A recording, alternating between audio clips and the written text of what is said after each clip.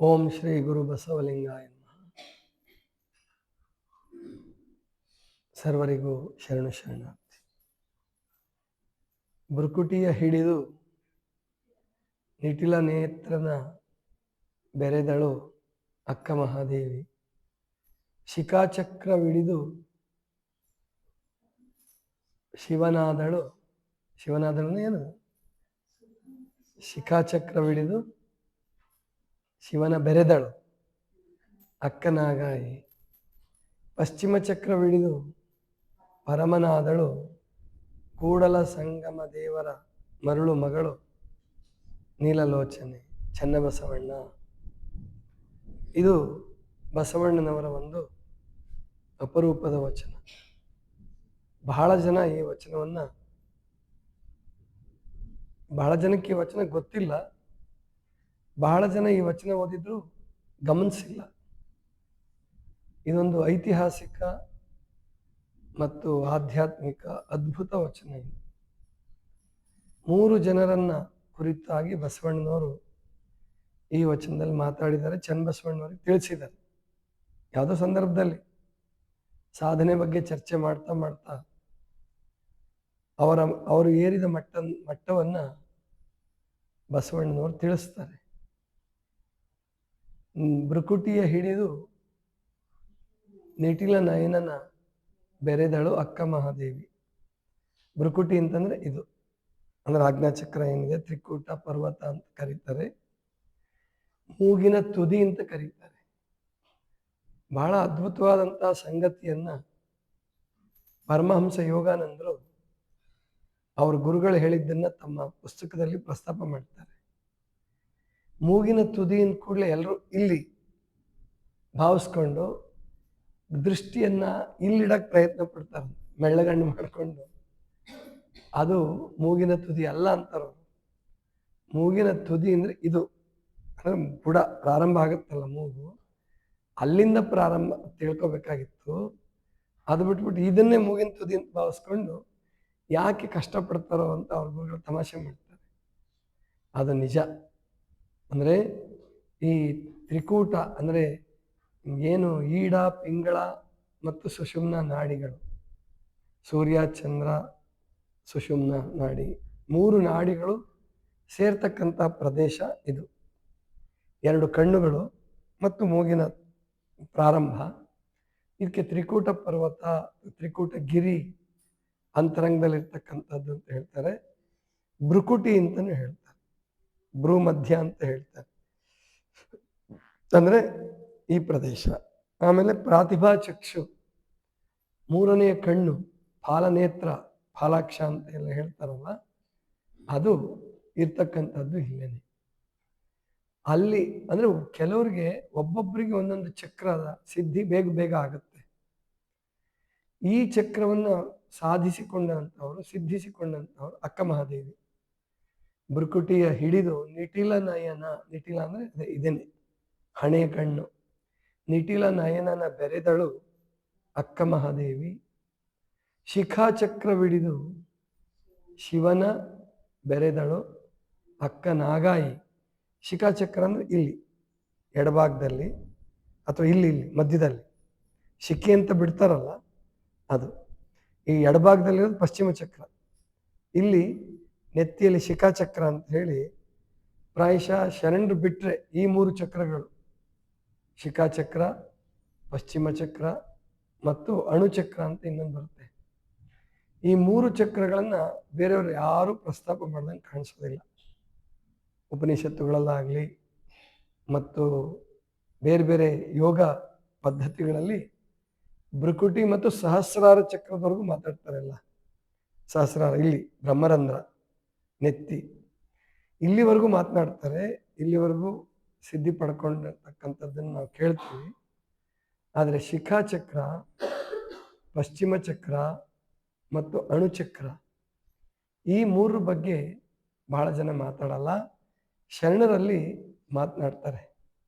ಅಂದರೆ ಸೃಷ್ಟಿಯ ಕ್ರಮವನ್ನು ಹೇಳುವಾಗ ನಿಷ್ಕಲಲಿಂಗಕ್ಕಿಂತ ಮುಂಚೆ ನಿರಂಜನಲಿಂಗ, ನಿಶೂನ್ಯಲಿಂಗ, ನಿಷ್ಕಲಲಿಂಗ, ಅದಕ್ಕಿಂತ ಇನ್ನೂ ಸಹಜದಿಂದ ನಿರಾಳಂಬವಾಯಿತು ಅಂತ ಹೇಳುವಾಗ ಅಣುಚಕ್ರ, ಅಣುಲಿಂಗ ಅಂತಲೂ ಬಳಸ್ತಾರೆ. ಅದು ಶಿವಯೋಗ ಸಾಧನೆಯ ಪ್ರಸಂಗದಲ್ಲಿ ಬರುತ್ತೆ ಅದು. ಮತ್ತು ಷಟ್ಸ್ಥಲ ಪಥವನ್ನು ಹೇಳುವಾಗ ಅಲ್ಲಿಂದನೇ ಶುರುವಾಗುತ್ತದೆ. ಅಲ್ಲಮ ಪ್ರಭುಗಳ ವಚನಗಳು ಮತ್ತು ಬೇರೆ ಬೇರೆ ಎಲ್ಲ ಶರಣರ ವಚನಗಳಲ್ಲಿ ಅಲ್ಲಿಂದನೇ ಪ್ರಾರಂಭ ಆಗುತ್ತೆ.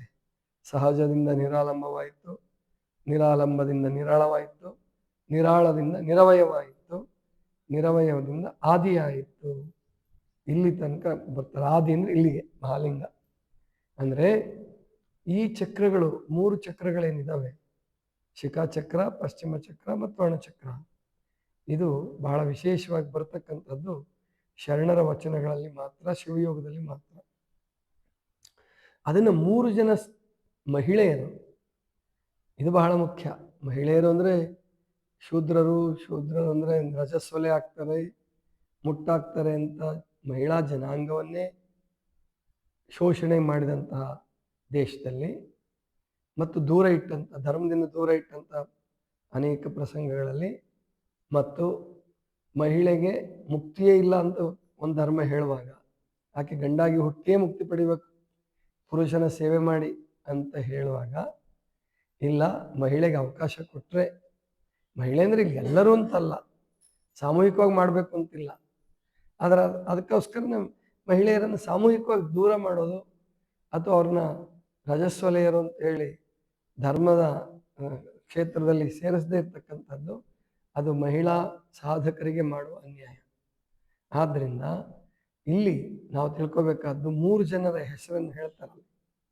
ಏನು ಅಂತಂದರೆ, ಅಕ್ಕ ಮಹಾದೇವಿ ಭೃಕುಟಿಯನ್ನು ಹಿಡಿದು, ಅಂದರೆ ಆಜ್ಞಾಚಕ್ರವನ್ನು ಹಿಡಿದು ನಿಟಿಲ ನಯನನ ಬೆರೆದಳು ಅಕ್ಕ ಮಹಾದೇವಿ. ಮಹಾದೇವಿ ಅಕ್ಕನಿಗೆ ಕೆಲವರು ಶೂನ್ಯ ಸಂಪಾದನೆ ಬಗ್ಗೆ ತಪ್ಪು ತಿಳ್ಕೊಂಡಿದ್ದಾರೆ. ಶೂನ್ಯ ಸಂಪಾದನೆಕಾರರು ತುಂಬ ಏನು ವ್ಯತ್ಯಾಸ ಮಾಡಿಲ್ಲ. ಅದರಲ್ಲೂ ಇಬ್ಬರು ಗೂಳೂರು ಸಿದ್ದವೀರಣ್ಣ ಒಡೆಯರು ಅಂತಿಮ ಶೂನ್ಯ ಸಂಪಾದನೆಕಾರರು, ಅವರು ಬಹಳ ವ್ಯತ್ಯಾಸ ಮಾಡಿಲ್ಲ. ಇದ್ದ ಹಾಗೆ ವಚನಗಳನ್ನು ಕೂಡಿಸಿದ್ದಾರೆ. ಆಮೇಲೆ ಸಾಧ್ಯವಾದಷ್ಟು ಮಟ್ಟಿಗೆ ಶರಣರ ಸಂಭಾಷಣೆಗಳಿಗೆ ಹತ್ತಿರ ಬರೋ ಹಾಗೆ ಅದನ್ನು ರೂಪಿಸಿದ್ದಾರೆ. ಅದರಲ್ಲಿ ಮಹಾದೇವಿ ಅಕ್ಕ ಮಹಾದೇವಿ ಅಂತ ಕರೀತಾರೆ. ಅದನ್ನು ಬಸವಣ್ಣವರು ಕರೆದಿದ್ದಾರೆ ಮೊದಲೇನೆ. ಭೃಕುಟಿ ಹಿಡಿದು ನಿಟಿಲ ನಯನನ ಮೆರೆದಳು ಅಕ್ಕ ಮಹಾದೇವಿ. ಶಿಖಾಚಕ್ರವಿಡಿದು ಶಿವನ ಬೆರೆದಳು ಅಕ್ಕನಾಗಾಯಿ. ಅಂದರೆ ಅಕ್ಕನಾಗಾಯಿ ಅನ್ನೋ ಶಬ್ದವನ್ನು ನಾವು ಗಮನಿಸ್ಬೇಕಿಲ್ಲ. ಈ ಸಮಗ್ರ ವಚನ ಸಂಪುಟದವ್ರು ಏನು ಮಾಡಿಬಿಟ್ಟಿದ್ದಾರೆ ಅಂದರೆ, ಆಮೇಲೆ ಗೊತ್ತಾಯಿತು ವೀರಣ್ಣರಾಜರವರು ಸಂಪಾದನೆ ಮಾಡಿದ್ದಾರೆ ಅದನ್ನ. ಅವ್ರಿಗಿಷ್ಟ ಇಲ್ಲ. ಅವ್ರಿಗಿಷ್ಟ ಇಲ್ಲದಿದ್ರೂ ಕೂಡ ಕಲಬುರ್ಗಿಯವರ ಒತ್ತಾಯಕ್ಕಾಗಿಯೋ ಕಲಬುರ್ಗಿಯವರನ್ನ ಮೆಚ್ಚಿಸೋದಕ್ಕಾಗಿಯೋ ಗೊತ್ತಿಲ್ಲ, ನಾಗಲಾಂಬಿಕೆಯ ವಚನಗಳು ಅಂತ ಬರೆದ್ಬಿಟ್ಟಿದ್ದಾರೆ. ಅಕ್ಕನಾಗಲಾಂಬಿಕೆಯ ವಚನಗಳು ಅಂತಲೇ ಬರಿಬೇಕು. ಅಕ್ಕನಾಗಾಯಿ, ಅಕ್ಕನಾಗಲಾಂಬಿಕೆ, ಅಕ್ಕನಾಗಮ್ಮ. ಅಕ್ಕ ಅನ್ನುವ ಪ್ರಯೋಗವೇ ಹೊರತು ತಂಗಿ ಎನ್ನುವಂಥ ಏನು ಕಲಬುರ್ಗಿ ತಪ್ಪು ತಿಳ್ಕೊಂಡಿದ್ರು ಅದು ಸರಿಯಾದದಲ್ಲ. ಅವರು ಯಾವ ಆಧಾರದ ಮೇಲೆ ತಿಳ್ಕೊಂಡಿದ್ದಾರೆ ಅಂದರೆ, ಅವನು ಭೀಮಕವಿ ಅನುಜೆ ಅಂತ ಹೇಳ್ಬಿಟ್ಟಿದ್ದಾನೆ. ಅದಕ್ಕೆ ಇವರು ಅದನ್ನೇ ಭೀಮಕವಿದ ಹಿಡ್ಕೊಂಡು ಅನುಜೆ ಅನುಜೆ ಅನುಜೆ ಅಂತ ಬಂದ್ಬಿಟ್ರು.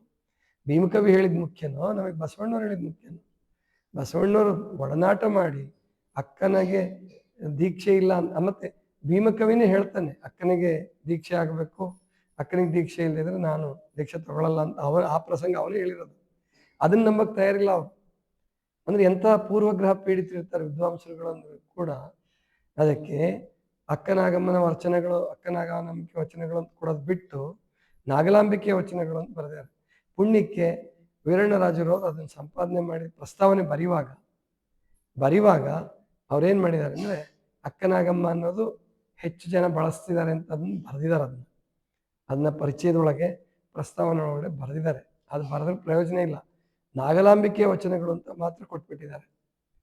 ಅಂದರೆ ಇಂತಹ ಕಪೋಲ ಕಲ್ಪಿತ ಕನ್ಫ್ಯೂಷನ್ಗಳನ್ನ, ಅಂದರೆ ಗೊಂದಲಗಳನ್ನು ಸಮಾಜದಲ್ಲಿ ವಿದ್ವಾಂಸರುಗಳೇ ಹಾಕ್ಬಿಟ್ರೆ ಗತಿ ಏನು? ಆದ್ದರಿಂದ ಈ ವಚನದಲ್ಲಿ ಸ್ಪಷ್ಟವಾಗಿ ನಮಗೆ ಗೊತ್ತಾಗುತ್ತೆ, ಶಿಖಾಚಕ್ರವಿಡಿದು ಶಿವನ ಬೆರೆದಳು ಅಕ್ಕನಾಗಾಯಿ, ಪಶ್ಚಿಮ ಚಕ್ರವಿಡಿದು ಪರಮನಾದಳು. ಇದನ್ನು ಗಮನಿಸ್ಬೇಕು ನಾವು. ಪಶ್ಚಿಮ ಚಕ್ರದಲ್ಲಿ ಸಾಧನೆಯನ್ನು ಮಾಡಿ ಪರಮನಾದಳು ಕೂಡಲ ಸಂಗನ ಮರುಳು ಮಗಳು ನೀಲಲೋಚನೆ. ಇದು ಬಹಳಷ್ಟು ದಿವಸ ಮಾತಾಜಿಯವ್ರಿಗೂ ಕೂಡ ಅರ್ಥ ಆಗಿಲ್ಲ ಸಿನಿಮಾ ಮಾಡುವಾಗ, ಮತ್ತು ಸಿನಿಮಾ ಮಾಡಿ ಆದಮೇಲೂ ಎಷ್ಟೋ ದಿವಸ ನೀಲಗಂಗಾ ಅದು ಇದು ಏನೇನೋ ದೇವಿರಪ್ಪ ಹೇಳ್ದ, ಅವನು ಹೇಳ್ದ, ಇವನು ಹೇಳ್ದ ಅಂತ ತಗೊಂಡಾರ. ಬೇಕಾಗಿಲ್ಲ, ಅದೆಲ್ಲ ಯಾವುದೂ ಬೇಕಾಗಿಲ್ಲ. ನೀಲಲೋಚನೆ ಅಷ್ಟೇ. ನೀಲಲೋಚನೆ ಎನ್ನುವುದು ಬೇರೆ ಬೇರೆ ಸಂದರ್ಭಗಳಲ್ಲೂ ಬರುತ್ತೆ. ಸುಮಾರು 3-4 ವಚನಗಳಲ್ಲಿ ನೀಲಲೋಚನೆಯಿಂದ ಬರುತ್ತೆ. ಮತ್ತು ನೀಲಮ್ಮ ಅಂತ ಪ್ರಯೋಗ ಆಗುತ್ತೆ, ನೀಲಾಂಬಿಕೆ ಅಂತ ಪ್ರಯೋಗ ಆಗುತ್ತೆ. ಆ ಹರಿಹರ ಅಂತಕ್ಕಂಥ ಒಬ್ಬ, ಅವನೇನು ಉದ್ದೇಶಪೂರ್ವಕವಾಗಿ ಮಾಡಿದ್ನೋ ಅಥವಾ ಗೊತ್ತಿದ್ದು ಮಾಡಿದ್ನೋ ಗೊತ್ತಿಲ್ಲದೆ ಮಾಡಿದ್ನೋ ದೇವರಿಗೆ ಗೊತ್ತು. ಅವನು ಇಷ್ಟಲಿಂಗ ಧಾರಿನೇ ಅಲ್ಲ, ನನ್ನ ಪ್ರಕಾರ ಇಷ್ಟಲಿಂಗ ಕಟ್ಕೊಂಡವನಲ್ಲ, ಇಷ್ಟಲಿಂಗ ಪೂಜೆ ಮಾಡಿದವನಲ್ಲ. ಅಂಥವನು ಹೇಳ್ತಾನೆ, ನೀಲಮ್ಮನವ್ರ ಹೆಸರೇ ಹೇಳಲ್ಲ, ಮಾಯಿದೇವಿ ಅಂತ ಹೇಳ್ತಾನೆ. ಗಂಗಾಂಬಿಕೆ ಹೆಸರು ಮಾತ್ರ ತರ್ತಾನೆ. ಭೀಮಕವಿ 8ನೇ ವಯಸ್ಸಿನ ಬಾಲಕ ಬಸವರಸನಿಗೆ ಮನೆ ಬಿಟ್ಟು ಹೋಗುವಾಗಲೇ 4 ವರ್ಷದ ಗಂಗಾಂಬಿಕೆಗೆ ಮದುವೆ ಮಾಡಿಸ್ಬಿಡ್ತಾನೆ. ಇಂತಹ ಅಬದ್ಧಗಳನ್ನ ಇವರೇನು ಈ ಪುರೋಹಿತಶಾಹಿ ವರ್ಗದಿಂದ ಬಂದಂಥವ್ರು ಇವರೆಲ್ಲ. ಚಾಮರಸನು ಕೂಡ ಎಲ್ಲರೂ ಇವರು ಬ್ರಾಹ್ಮಣರೇ. ಆದಲ್ಲಿ ಅಲ್ಲಿ ಅವರು ಶರಣರ ಮೇಲೆ ಇದ್ದಂಥ ಭಕ್ತಿಯಿಂದ ಬರೆದ್ರೋ, ಅಥವಾ ರಾಮಾಯಣ ಮಹಾಭಾರತದಂಗೆ ಅವ್ರನ್ನ ದೊಡ್ಡವ್ರು ಮಾಡಬೇಕು ಅಂತ ಬರೆದ್ರೋ, ಅಥವಾ ಕುಯುಕ್ತಿಯಿಂದ ಕುಚೋದ್ಯದಿಂದ ಸೇರಿಸಿದ್ರೋ ಏನು ಹೇಳೋಕ್ಕಾಗ್ತಾ ಇಲ್ಲ. ಆದರೆ ಅವರು ಶರಣರ ಬಗ್ಗೆ ಒಳ್ಳೆ ವರ್ಣನೆಯನ್ನು ಕೊಟ್ಟಿದ್ದಾರೆ. ಎಲೆ ಬಸವ ಬಸವಣ್ಣ ಬಸವೀ ದೇವ ನಿನ್ನ ಮಹೀತಳದೊಳು ಬೆರೆದೆಪೋ ನೀ ಬಿಜ್ಜಳ ರಾಜನೆಪ್ಪ ಮಂಗಳವಾಡಕ್ಕೆ ಹೋಗು ಅಂತ ಹೇಳೋನು ಕಲ್ಯಾಣ ಅವನೇ, ಹರಿಹರನೇ. ಆದ್ದರಿಂದ ಇಲ್ಲಿ ಸಮಸ್ಯೆ ಆಗ್ತಕ್ಕಂಥದ್ದು, ಇತಿಹಾಸವನ್ನು ನಿರ್ಮಿಸುವಾಗ ಸಮಾಜದಲ್ಲಿ ಬಹಳ ಗೊಂದಲ ಆಗುತ್ತೆ. ಇದೇನು ಪರಮಾತ್ಮನೇ ಉದ್ದೇಶಪೂರ್ವಕವಾಗಿ ಆಗಬೇಕು? ಯಾಕಂದರೆ ಪರಮಾತ್ಮನ ಉದ್ದೇಶ ಏನು ಅಂದರೆ, ಅಥವಾ ಮಾಯೆಯ ಉದ್ದೇಶ ಏನಂದರೆ ಹೆಚ್ಚೆಚ್ಚು ಗೊಂದಲ ಬೀಳಬೇಕು ಸಮಾಜದಲ್ಲಿ, ಭೂಮಿಯಲ್ಲಿ. ಅವರು ಅವನ ಹತ್ರಕ್ಕೆ ಹೆಚ್ಚು ಬೇಗ ಹೋಗಬಾರ್ದು. ಇದು ಮಾಯೆಯ ಆಟ, ಪರಮಾತ್ಮನ ಲೀಲೆ. ಅದಕ್ಕೆ ನಾವು ಸತ್ಯ ತಿಳ್ಕೋಬೇಕು. ಹಿಂದಿನವ್ರು ಏನಾರು ಮಾಡ್ಕೊಂಡು ಹೋಗಲಿ, ನಾವು ಸತ್ಯ ತಿಳ್ಕೋಬೇಕು. ಬಸವಣ್ಣವ್ರಿಗೆ ಇದ್ದಿದ್ದು ಒಬ್ಬರೇ ಪತ್ನಿ, ನೀಲಲೋಚನೆ ಅಮ್ಮ, ನೀಲಲೋಚನೆ. ಅವರು ಪಶ್ಚಿಮ ಚಕ್ರದಲ್ಲಿ ಹಿಡಿದು, ಪಶ್ಚಿಮ ಚಕ್ರದಲ್ಲಿ ಸಾಧನೆಯನ್ನು ಮಾಡಿ ಪರಮನ ಸ್ವರೂಪವೇ ಆಗೋಗ್ಬಿಟ್ರು, ಪರಮಾತ್ಮನೇ ಆಗ್ಬಿಟ್ರು. ತನ್ನ ಹೆಂಡತಿ ಬಗ್ಗೆ ಅಂದರೆ ಅವ್ರ ಹೆಂಡತಿ ಅನ್ನೋದಕ್ಕೆ ಕೂಡಲ ಸಂಗಮ ದೇವರ, ಕೂಡಲ ಸಂಗನ ಮರುಳು ಮಗಳು ಅಂತ ಬಳಸ್ತಾರೆ. ಅಂದರೆ ಪ್ರೀತಿಯಿಂದ ಹೇಳ್ತಕ್ಕಂಥದ್ದು. ಮರಳು ಮಗಳು ಆ ಥರ ಆದ್ಲಪ್ಪ, ಪರಮನಾದಳು ಚನ್ನಬಸವಣ್ಣ ಅಂತ ಹೇಳಬೇಕಾದ್ರೆ, ನೀಲಮ್ಮ ತಾಯಿ ಮುಟ್ಟಿದ ಆ ಸಿದ್ಧಿ, ಸಾಧಿಸಿದ ಸಿದ್ಧಿ, ಮುಟ್ಟಿದ ಉನ್ನತ ಮಟ್ಟ, ಅದು ಯಾರನ್ನೂ ಆಶ್ಚರ್ಯಪಡಿಸ್ತಕ್ಕಂಥದ್ದೇ. ಮುಂದಿನ ಜನಾಂಗ ಇದನ್ನು ಖಂಡಿತ ಅರ್ಥ ಮಾಡ್ಕೊಳ್ಳುತ್ತೆ. ಮುಂದಿನ ಸಾಧಕರು ಅಂಥವ್ರು ಬರಬೇಕು. ಮುಂದೆ ಸಾಧನೆ ಮಾಡೋರೇ ಹುಟ್ಟುತ್ತಾರೆ. ಯಾಕಂದರೆ ಈ ಮದುವೆ ಸಂಸಾರ ಇದೆಲ್ಲ ಮನುಷ್ಯರಿಗೆ ಈಗಾಗಲೇ ಭಾರತೀಯರಿಗೆ ಬೇಜಾರಾಗಿದೆ. ಎಷ್ಟೋ ಜನ ಹೆಣ್ಮಕ್ಳು ವಿದ್ಯಾವಂತರು, ಓದಿದವರು ಮದುವೆ ಮಾಡ್ಕೊಳ್ಳೋಕೆ ಇಷ್ಟಪಡ್ತಾ ಇಲ್ಲ. ಆದರೆ ಅವರಿಗೆ ಸಾಧನೆಯ ಪಥವನ್ನು ತೋರಿಸುವವರು ಶಿವಯೋಗ ಮಾರ್ಗದಲ್ಲಿ ಆ ಮಟ್ಟವನ್ನು ಮುಟ್ಟಿದವರು ಇಲ್ಲ. ಮತ್ತು ಅವ್ರಿಗೆ ಸಾಧನೆ ಮಾಡೋ ಮನಸ್ಸು ಇಲ್ಲ. ಈಗ ಅವ್ರಿಗೆ ಡಾಕ್ಟ್ರುಗಳಿಗೆ, ಎಷ್ಟೋ ಜನ ಹೆಣ್ಮಕ್ಳು ಡಾಕ್ಟ್ರುಗಳು ಮದುವೆ ಮಾಡ್ಕೊಂಡಿಲ್ಲ, ಎಷ್ಟೋ ಜನ ಇಂಜಿನಿಯರ್ಗಳು ಮದುವೆ ಮಾಡ್ಕೊಂಡಿಲ್ಲ, ಇನ್ನು ಕೆಲವರು ಶ್ರೀಮಂತರುಗಳು ಮದುವೆ ಮಾಡ್ಕೊಂಡಿಲ್ಲ. ಆದರೆ ಅವ್ರಿಗೆ ಆಧ್ಯಾತ್ಮಿಕವಾಗಿ ನಾವು ಬೆಳಿಬೇಕು, ಮೋಕ್ಷವನ್ನು ಪಡಿಬೇಕು ಅನ್ನೋ ಇಚ್ಛೆ ಅವ್ರಿಗಿಲ್ಲ. ಬೇರೆ ಬೇರೆ ಉದ್ಯೋಗಗಳಲ್ಲಿ ಕಾಯಕ ಮಾಡಿಕೊಂಡು ಸಂತೋಷ ಪಟ್ಕೊಂಡಿದ್ದಾರೆ. ಆಮೇಲೆ ಈಗಿನ ಕಾಲದ ದೌರ್ಭಾಗ್ಯ ಅಂದರೆ ಆರೋಗ್ಯ ಕೆಟ್ಟೇ ಬಿಡುತ್ತೆ.